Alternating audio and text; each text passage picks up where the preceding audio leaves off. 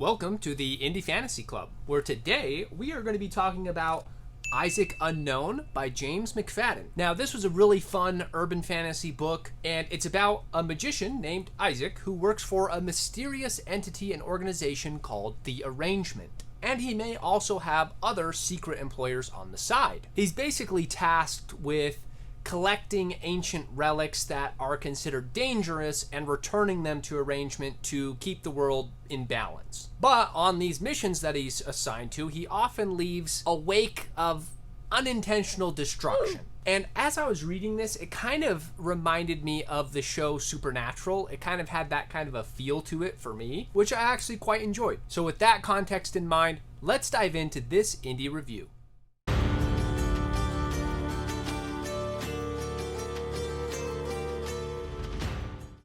Now, let's start with the Immersion, which I gave a 9 out of 10. Now, urban fantasies are kind of cheating when it comes to world building a lot of times because a lot of urban fantasy is just within our world. There are urban fantasies that take place in some other type of world, but it's the same kind of structure of, kind of a city or our current era of technology. So it's very easy to just get involved right in the world very quickly. There's not as much of a steep learning curve as there would be with an epic fantasy. With that said, I think that the author did a good job of creating a lot of different elements that made this story unique and interesting, like an underground network of monsters and this group of people who are working for this entity called Arrangement. And I love how he created just very detailed and immersive experiences with each of these missions that he's assigned to. They just felt very real and engaging as I was reading them. And it honestly just felt effortless, so that's why it got just such a high score from me. Moving on to the names, or the characters, which I gave an 8 out of 10.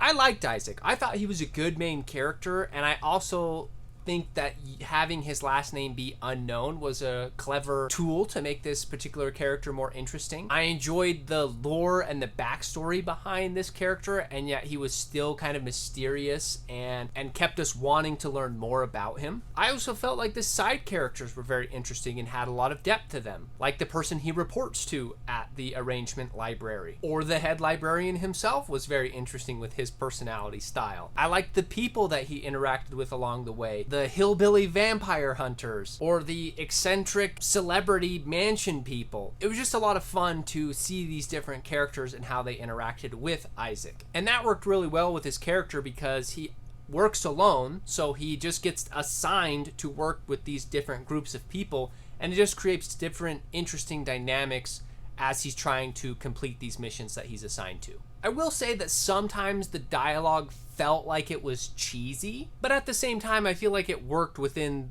the structure of this story. But my other thing is I don't feel like we got a ton of growth or development from Isaac, which I would have liked to see a little bit more of, which I'll get to in the infrastructure section of this review. But let's move right along to the next section, which is the magic, which I gave a 9.5 out of 10. The magic of this world was excellent. It was very cool to see a magician-style magic system using spells and potions and incantations and rituals and artifacts, and how those magical tools worked within these different situations. It felt like a very hard magic system where it had very clear set rules for how things were supposed to work, but those rules aren't explained to us in great detail, which I really appreciate. I like when there is a hard magic system that I know has rules, but I don't necessarily care to know what those rules are. I just like that the character understands those rules and has to find workarounds to different things to solve the problems that he's faced with. Let's talk about the infrastructure, which I gave an 8.5 out of 10. Now, as far as the pacing goes, I thought the pacing was great. It moved at a really good pace that just kept me interested and engaged. Like, the reading just felt very effortless. So I was at the end of this book before I even realized it. So it's almost nice to have that type of a book that is just fun. It doesn't require a lot of effort. It was almost like a palate cleanser for some of the epic fantasy books that I've read. So really enjoyed that about this book. The prose is very accessible, very straightforward.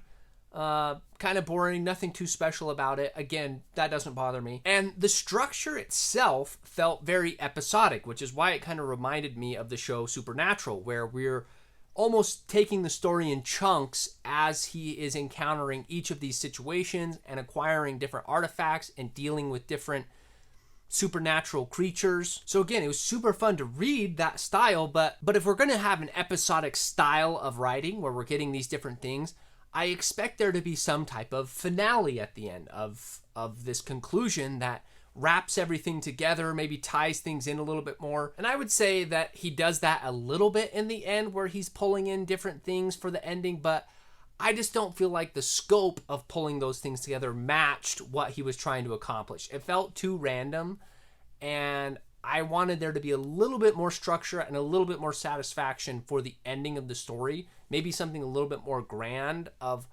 why these pieces are getting pulled together and what his role to play is in everything. So that was my one issue, is just I felt like the ending felt like we were ending on an episode rather than the finale. And that brings me to my enjoyment score, which also got an 8.5 out of 10. Now, I always say that urban fantasy is not my go-to when talking about my own personal enjoyment for reading, and yet I keep finding myself enjoying this subgenre of fantasy. So I don't know what to think about that.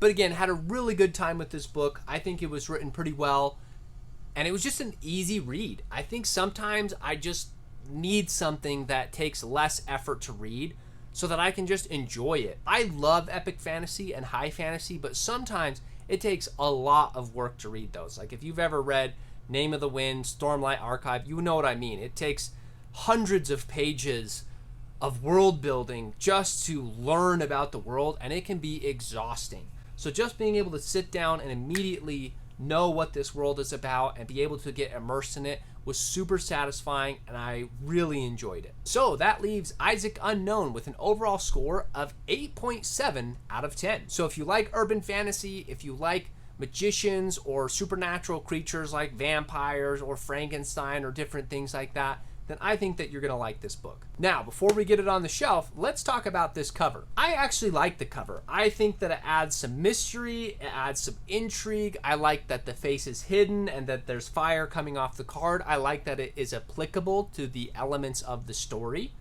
And I like that the typography matches and kind of feels cohesive with the cover. And then the formatting of the book was really good and professional. Like, you got good creative chapter headings and things like that. So overall, I would give it a pretty good design score for this book. So let's get this one added to the shelf. All right, that'll do it for today's video. Thank you so much for watching. If you haven't already, be sure to join the Indie Fantasy Club so that you get to know all about these great indie fantasy books that you need to be adding to your TBR. Be sure to check out some of my other book reviews that I've done, and I will see you in the next video.